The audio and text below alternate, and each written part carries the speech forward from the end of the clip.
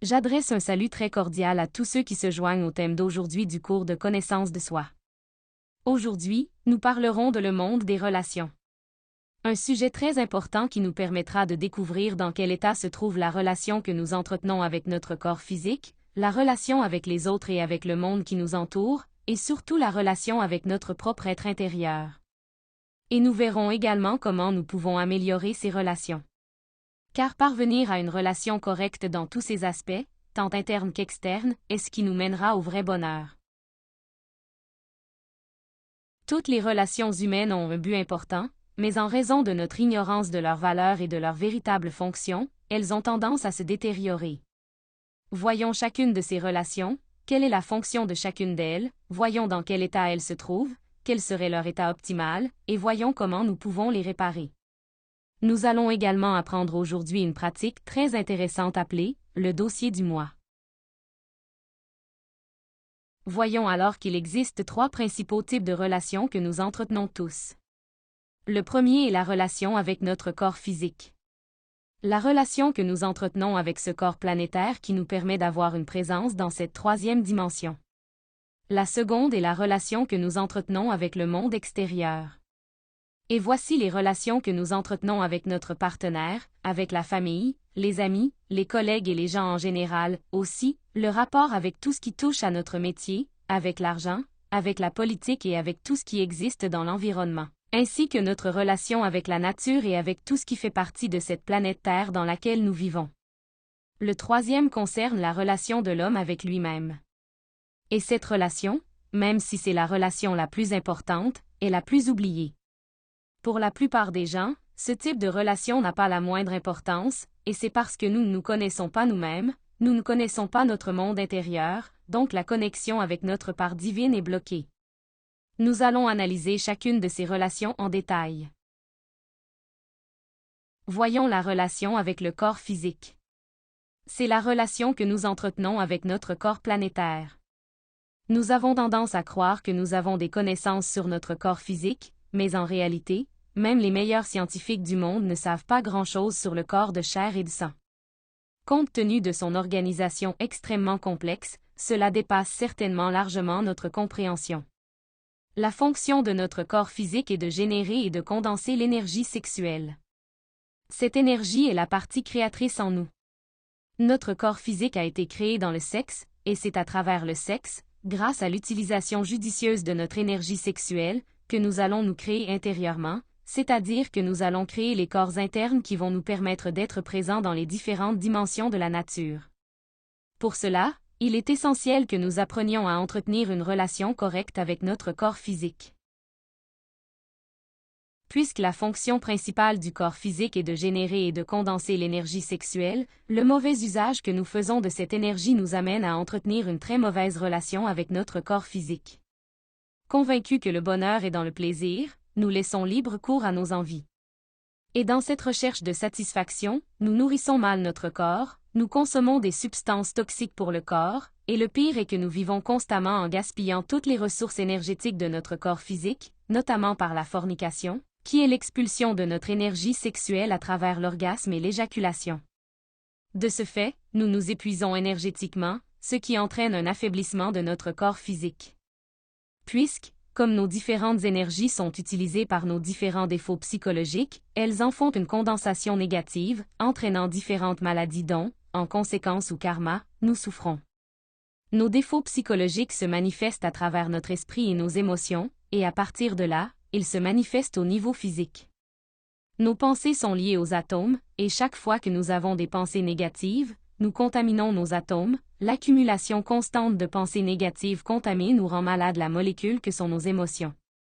Et l'accumulation d'émotions négatives, ou de molécules contaminées, contamine à son tour les cellules de notre corps, générant de multiples maladies.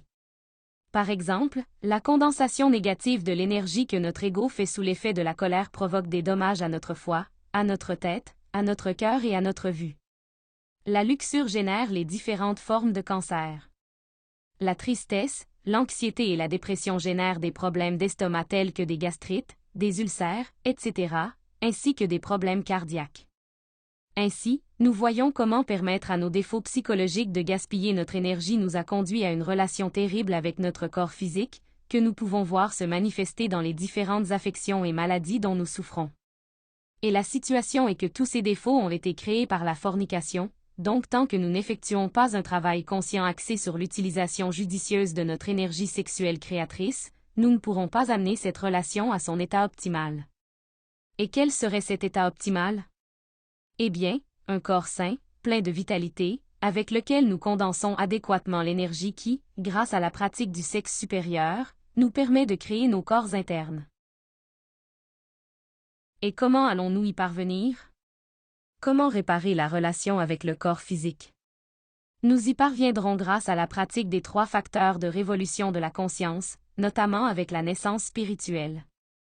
En pratiquant la mort psychologique, nous allons éliminer tous les défauts psychologiques qui nous habitent, qui nous conduisent constamment à de mauvais états intérieurs, et qui gaspillent bêtement nos énergies dans toutes sortes de réactions négatives. En nous observant à tout moment, nous pourrons découvrir tous ces défauts psychologiques, que nous devons comprendre et éliminer, à travers une demande à notre Mère divine particulière. Mère divine, élimine ce défaut. Nous pouvons chercher un remède à nos maux grâce à des médicaments, en espérant qu'ils soient aussi naturels que possible. Cependant, il est inutile de chercher à guérir une maladie si l'on n'élimine pas le défaut qui l'a engendré.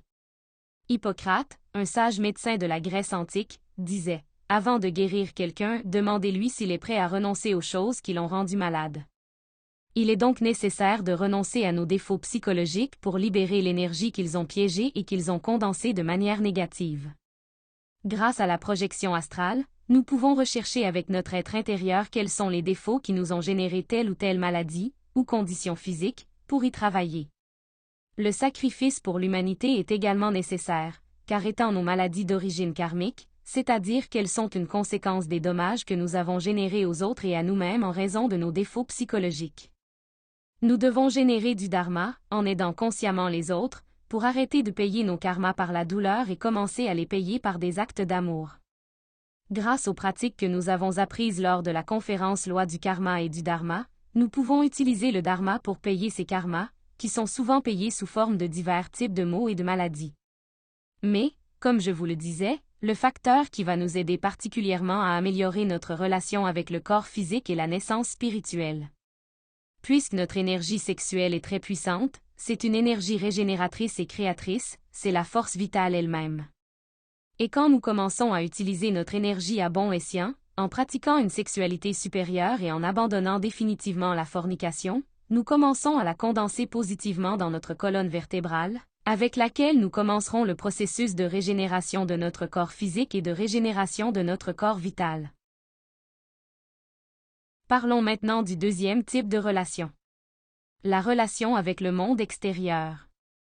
C'est la relation avec nos pairs, famille, partenaires, amis, collègues et l'humanité en général. Aussi, le rapport au monde dans lequel nous nous trouvons, nos relations de travail, d'argent, d'affaires, etc. Et le rapport à notre planète.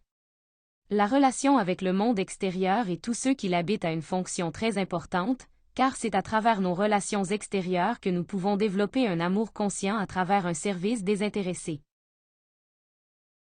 Il est très courant que l'état actuel de nos relations avec le monde extérieur soit désastreux.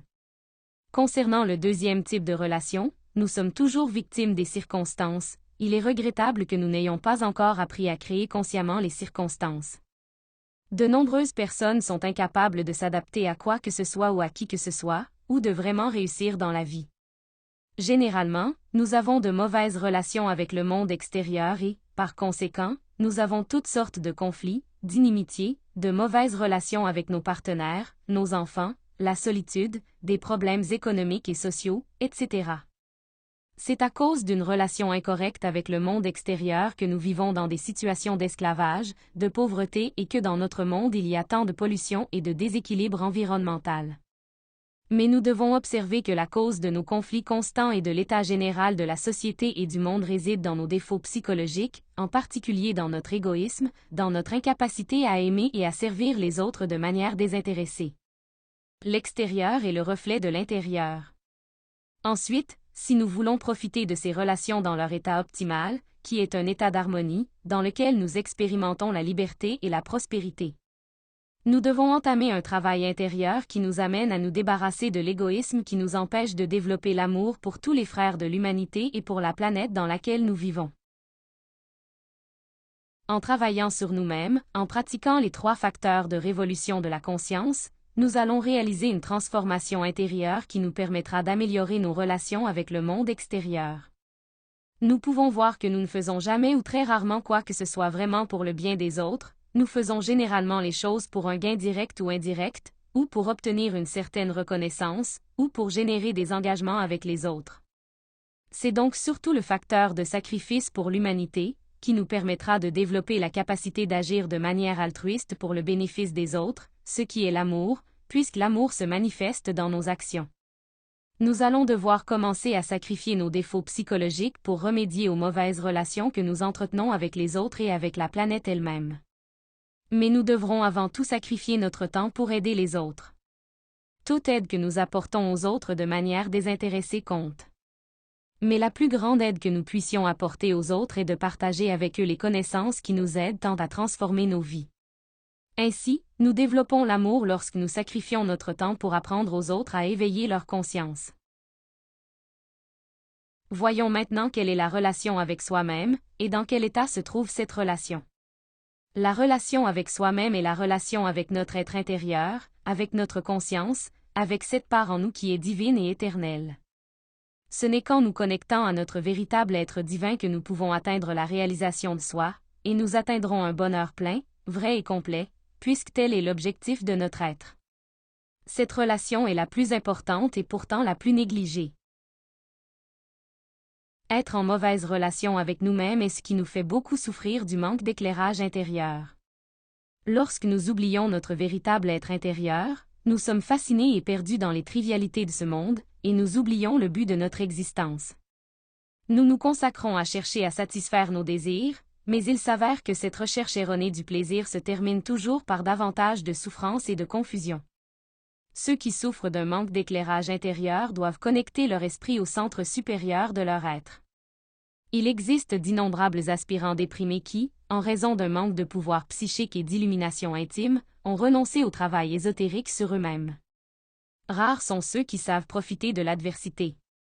Lorsque cette relation est dans son état optimal, nous parvenons à nous maintenir constamment dans le rappel de soi, nous constatons également des résultats dans notre travail intérieur, en méditation, en concentration, en essence spirituelle, dans la négociation de nos karmas, en projection astrale, etc.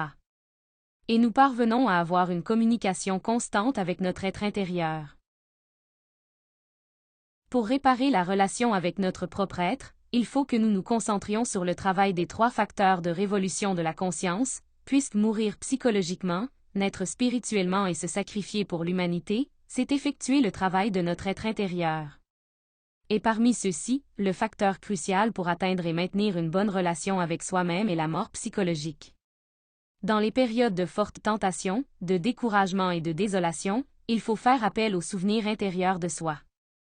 Lorsqu'on se donne le choc du « rappel de soi », il se produit réellement un changement miraculeux dans tout le travail du corps, de sorte que les cellules reçoivent une nourriture différente.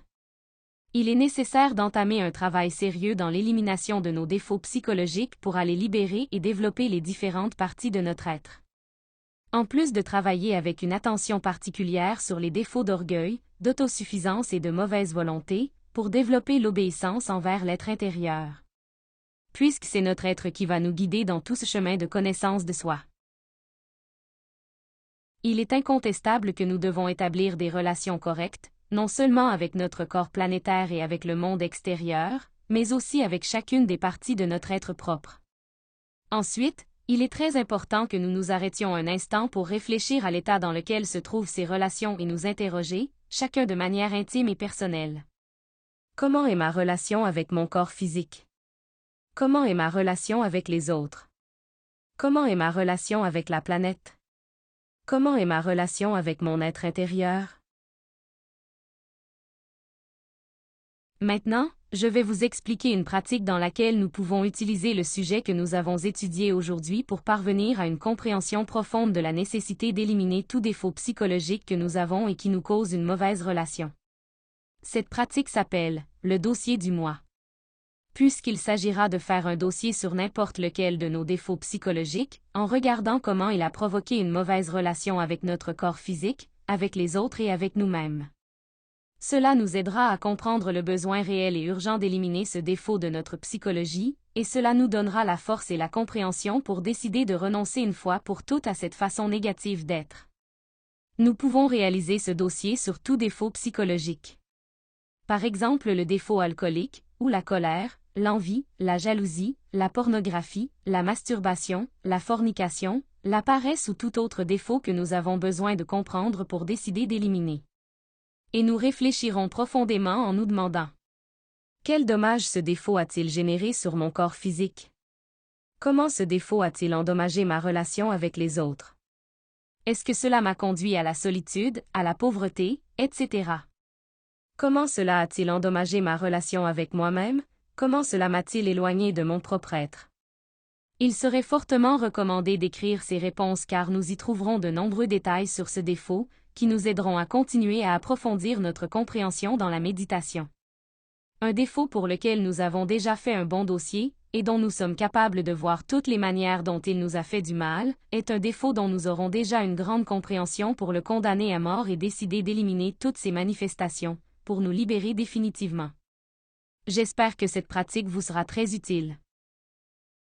Et c'est le sujet d'aujourd'hui. Comme toujours, je vous invite pour le prochain sujet que nous étudierons, dans lequel nous apprendrons comment dissoudre tout moi psychologique à travers la technique des détails, afin d'atteindre la chasteté scientifique. Un sujet très important. Ne le manquez pas. Jusqu'à la prochaine fois.